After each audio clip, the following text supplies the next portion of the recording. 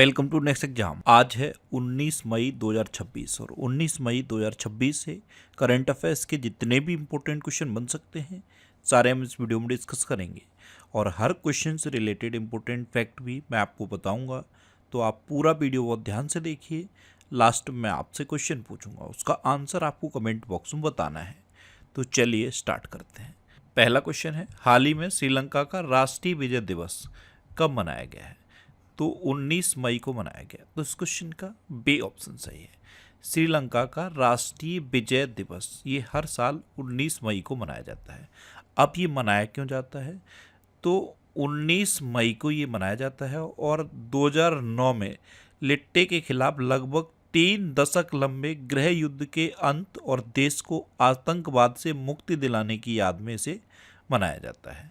अब ये श्रीलंका का राष्ट्रीय विजय दिवस है। तो श्रीलंका के बारे में कुछ क्वेश्चन मैंने आपको बताए थे। एक तो अभी भगवान बुद्ध के पवित्र अवशेष, देवनी मोरी पवित्र अवशेष श्रीलंका भेजे गए थे। एक तो ये आपको याद रखना है। एक क्वेश्चन और बनता है कि इंडिया और श्रीलंका के बीच में कौन सी डिफेंस एक्सरसाइज होती है? तो इंडिया और श्रीलंका के बीच में मित्र शक्ति एक्सरसाइज होती है। एक और क्वेश्चन मैंने आपको बताया था, अशोक स्तंभ की प्रतिकृति का अनावरण भी श्रीलंका में किया गया। अब इम्पोर्टेंट डे की बात है तो अभी 1 मई को अंतर्राष्ट्रीय मजदूर दिवस मनाया गया और 1 मई को ही गुजरात का स्थापना दिवस और महाराष्ट्र का स्थापना दिवस मनाया गया। 2 मई को विश्व टूना दिवस मनाया गया और 2 अप्रैल को क्या मनाया जाता है? World autism day. 3 मई को विश्व प्रेस स्वतंत्रता दिवस और अंतर्राष्ट्रीय तेंदुआ दिवस मनाया गया। अच्छा, इस बार के वर्ल्ड प्रेस फ्रीडम इंडेक्स में इंडिया 180 देशों में 157वें नंबर पर रहा और पहले नंबर पर कौन रहा? नॉर्वे। अच्छा, 4 मई को अंतर्राष्ट्रीय अग्निशमन दिवस और कोयला खनिक दिवस मनाया गया। 5 मई को विश्व पुर्तगाली भाषा दिवस मनाया गया और 3 भाषा दिवस और मैंने आपको बताए हैं। 20 मार्च को फ्रेंच भाषा दिवस, 20 अप्रैल को चाइनीज भाषा दिवस और 23 अप्रैल को अंग्रेजी भाषा दिवस।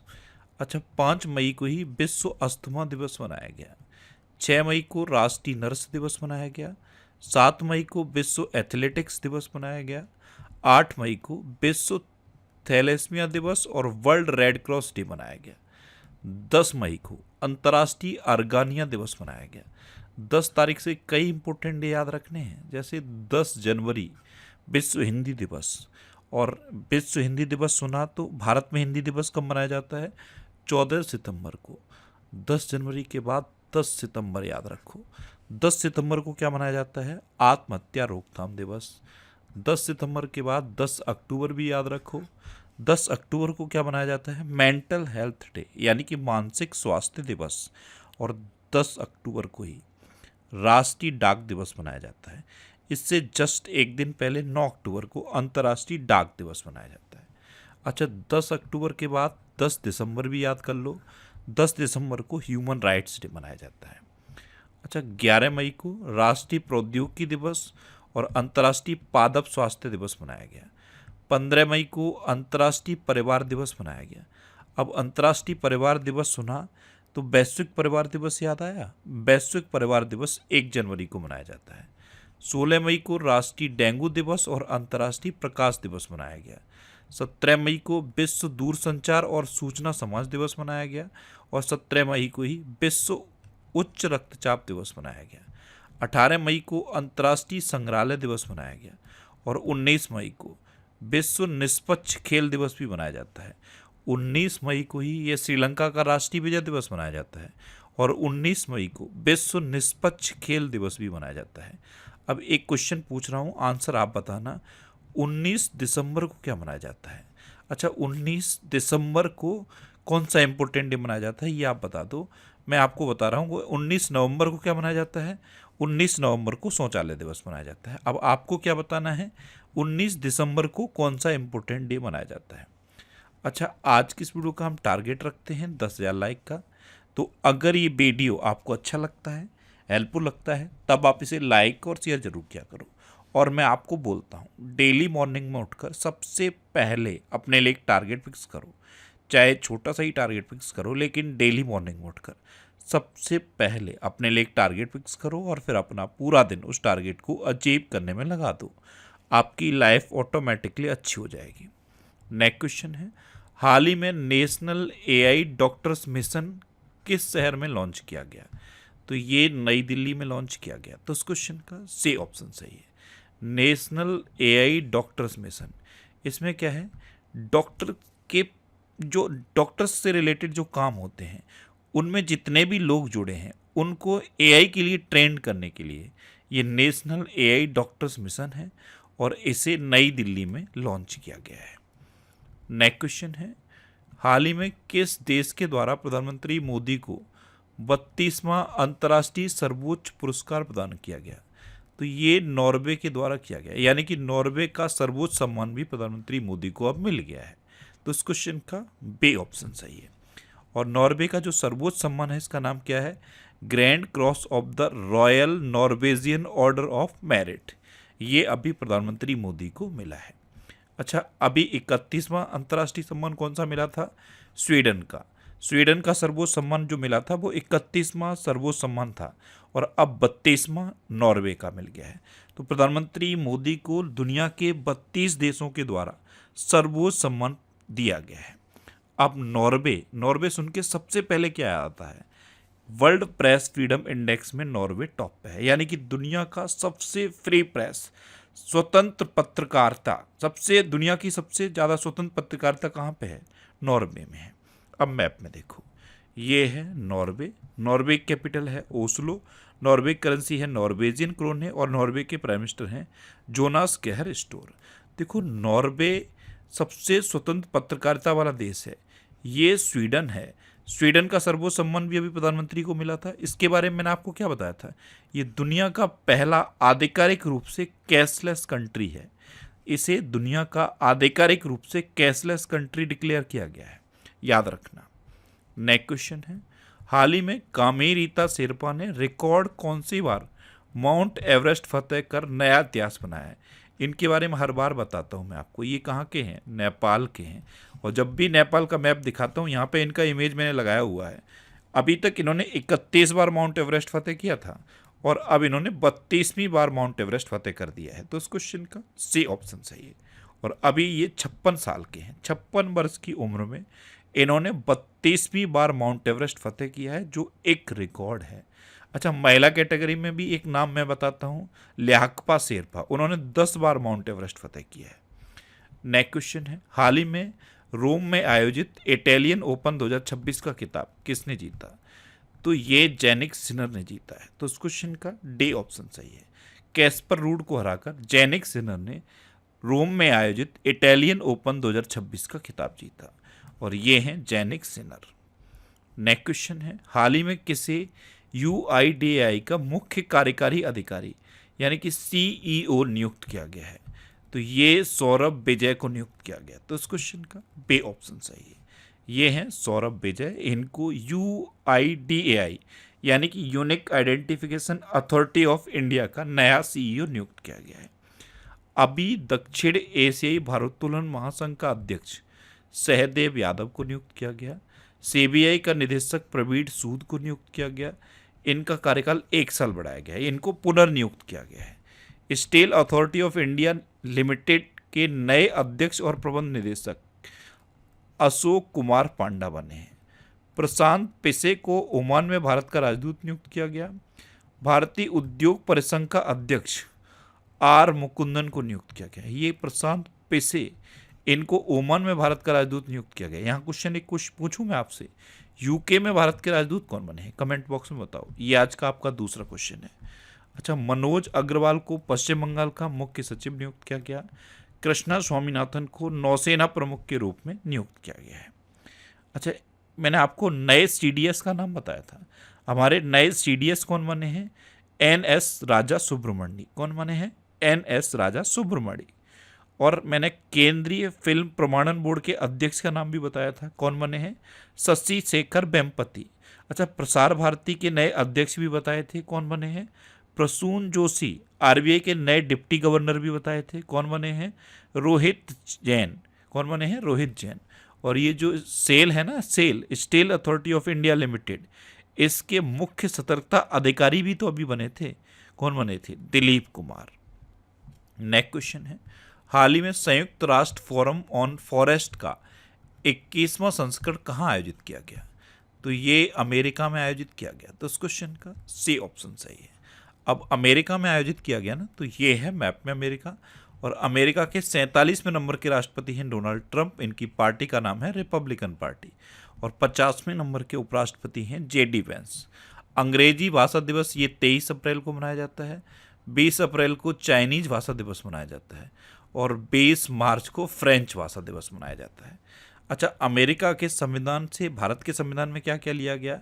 प्रस्तावना का विचार लिया गया है, मूल अधिकार लिया गया है, महाभियोग लिया गया है, स्वतंत्र न्यायपालिका का जो प्रावधान है ये लिया गया है, और न्यायिक पुनरावलोकन का प्रावधान ये भी अमेरिका के संविधान से लिया गया। अभी अमेरिका ने प्रोजेक्ट फ्रीडम शुरू करने की घोषणा की। Stockholm international peace research institute 2025 की रिपोर्ट के अनुसार रक्षा खर्च के मामले में अमेरिका टॉप पर है और अपना भारत 5वें नंबर पर है।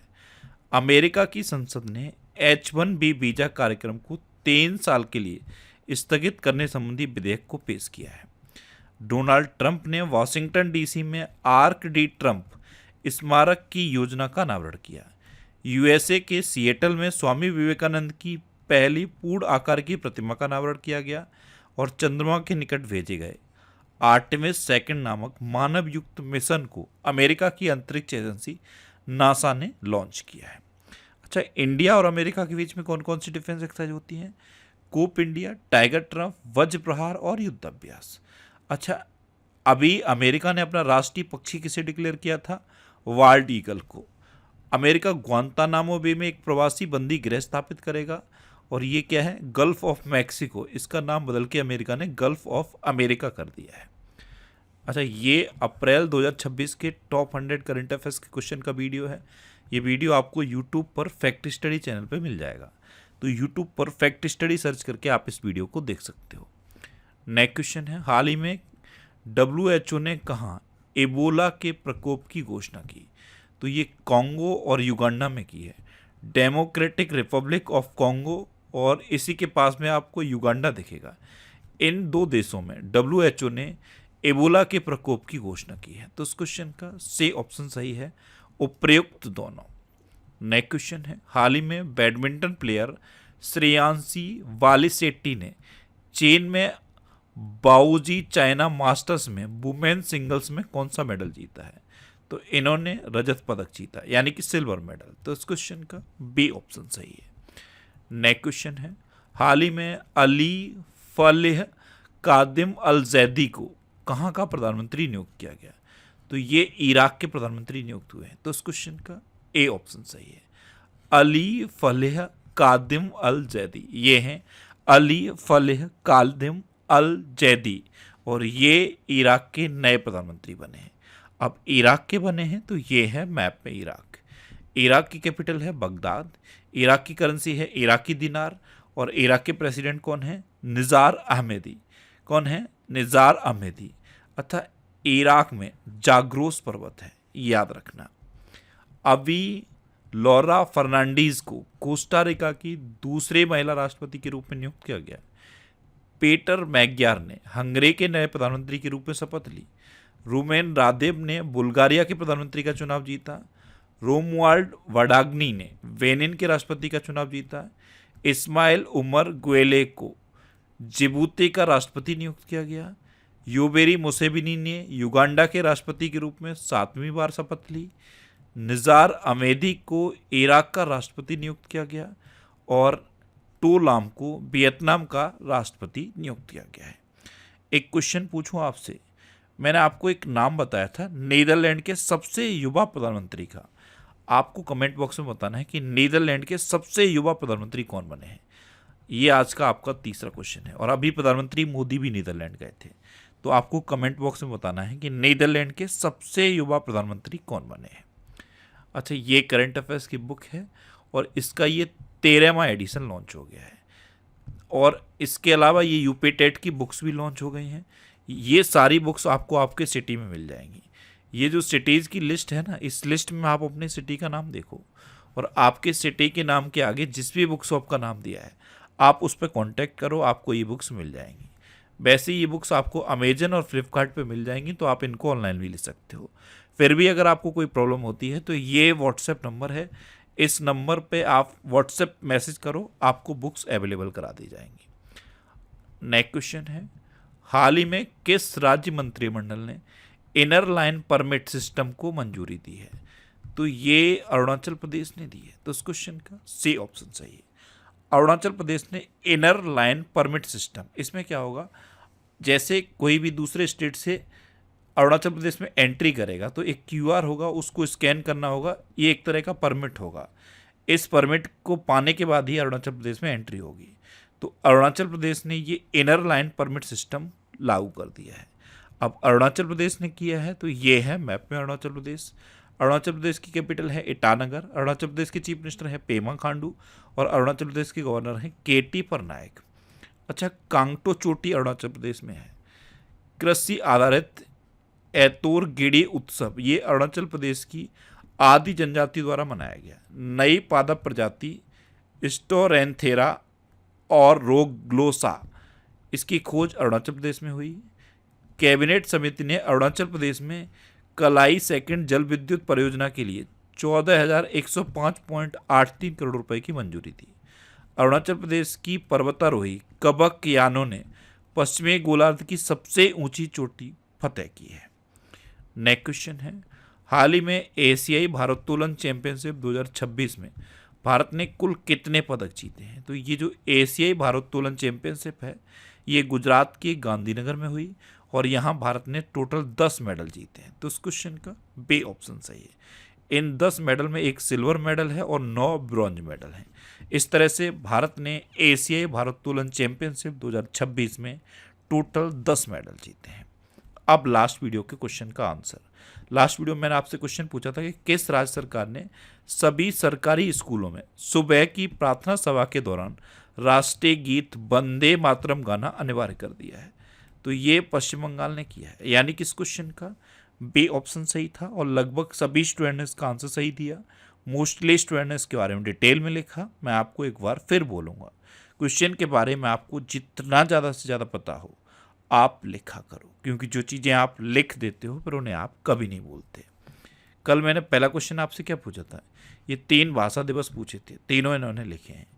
एक क्वेश्चन मैंने आपसे ये पूछा था कि प्रतियोगी परीक्षाओं की तैयारी करने वाले छात्रों के लिए एक साथी ऐप लॉन्च हुआ, इसे शिक्षा मंत्रालय ने किस आईआईटी के साथ मिलकर लॉन्च किया? तो ये आईआईटी कानपुर के साथ मिलकर लॉन्च किया।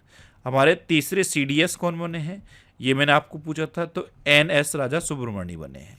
और फाइनल क्वेश्चन का आंसर क्या था, पश्चिम बंगाल।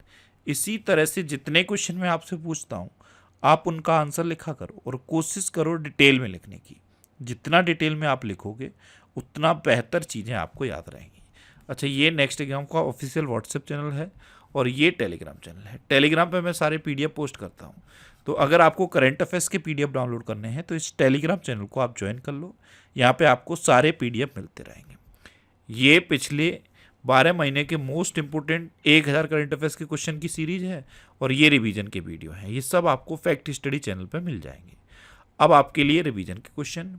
अभी यूपीएससी परीक्षा उत्तीर्ण करने वालों के लिए सीएम इंस्पायर योजना मेघालय ने शुरू की है।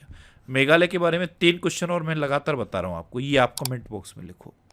भारत की पहली transgender cricket umpire Ritika Shri बनी है।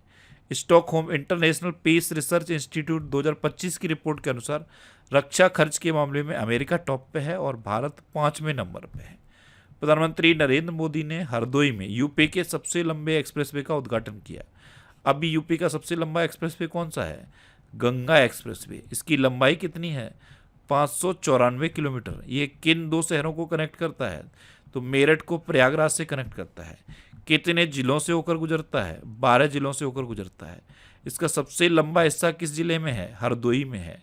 और इसका 3.5 किलोमीटर लंबा हिस्सा जो एयरफोर्स के फाइटर जेट के उतरने लायक बनाया गया है वो कहाँ पे है? शाहजहाँपुर में। और इसे कहाँ तक एक्सटेंड करने की घोषणा की गई है?